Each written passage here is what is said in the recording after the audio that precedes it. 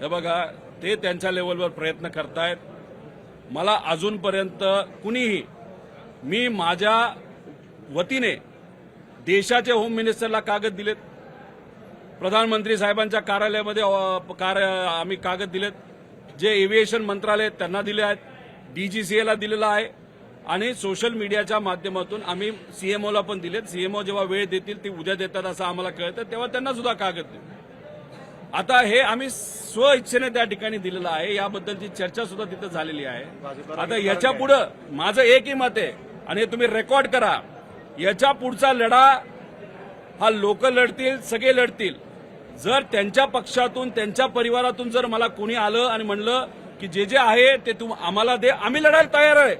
मी सगळे कागद त्यांना द्यायला तयार आहे, त्यांनी लढावं, पण लढलं पाहिजे एवढंच आमचं मत आहे. आणि दादांना न्याय मिळाला पाहिजे, त्यासाठी जो जो कुणी भूमिका घेतोय, अमोल मिटकरी त्यांच्या बाजूनी भूमिका घेत आहेत.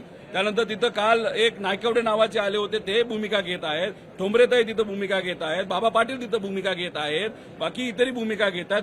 तिथं जयली सुद्धा सोशल मीडियाच्या माध्यमातून तिथं व्यक्त झाला आहे की ब्लॅक बॉक्सच्या बाबतीत काहीतरी आम्हाला शंका वाटते, आणि त्याच्याच बरोबर जे विमान आहे व्हीएसआर चालवणारं कंपनी, त्याच्यावर आम्हाला शंका आहे, व्हीएसआर कंपनी बंद झाली पाहिजे, असं जय सुद्धा त्या ठिकाणी बोललाय आमचं प्रेझेंटेशन झाल्यानंतर. त्यामुळे ज्याला कोणाला पुढे घेऊन, आणि काकींनी सीबीआय एन्क्वायरी मागितलेली आहे, त्यामुळे आपापल्या लेवलला लढलं पाहिजे, पण न्याय मिळाला पाहिजे, एवढी आमची भूमिका.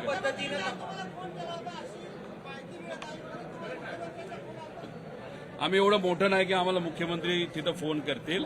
त्यांच्या कार्यालयामधून फोन आला होता. अजितदादांचं स्मारकाचा एक विषय मी मांडत होतो, आणि त्या बाबतीतच चर्चा करायची होती.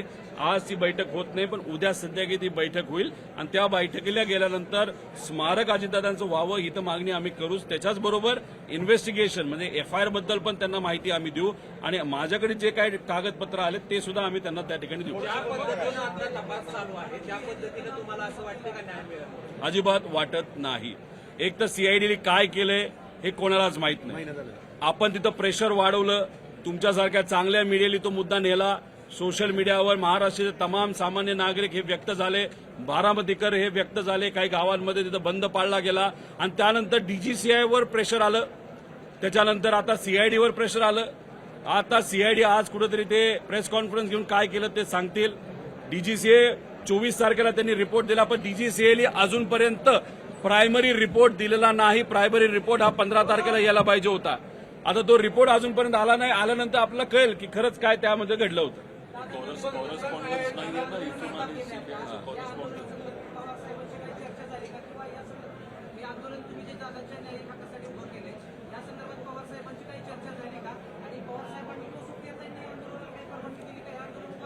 एक तर तुम्ही समजून घ्या, हे आंदोलन रोहित पवारचं नाहीच आहे, आणि हे आंदोलन पण नाहीये. आम्ही न्याय मागण्यासाठी प्रयत्न करत आहोत, एफआयआर करण्याचा प्रयत्न तिथं करतोय, आणि खऱ्या गोष्टी लोकांसमोर याव्यात यासाठी मी असेल, हे सर्व मंडळी असतील, बाकी त्यांच्या पक्षातले काही लोक असतील, आणि अशा पद्धतीने सगळेच लोक आपापल्या लेवलला तिथं प्रयत्न करत आहेत. फक्त हे करत असताना, इन्व्हेस्टिगेशन आमच्या लेवलवर करत असताना, कागदपत्र बऱ्यापैकी सोशल मीडिया आणि तुमच्या माध्यमातून मी लोकांसमोर आणले, म्हणून माझी चर्चा आहे. ठीक आहे, माझी चर्चा नाही, हे सामान्य लोकांची इच्छा आहे की दादांना न्याय मिळाला पाहिजे, आणि म्हणून हे वातावरण त्या ठिकाणी कुठेतरी आता या लेवलला आलंय की त्याची दखल हे केंद्र सरकारला सुद्धा आता घ्यावी लागते. विषय एवढाच आहे की साहेबांच्या बाबतीत एक गोष्ट तुम्हाला सांगतो की एखादा व्यक्ती योग्य पद्धतीने लढत असेल तर पवार साहेबांचा पाठिंबा असतो, आणि पवार साहेब बोलूनच दाखवतात असं नसतं.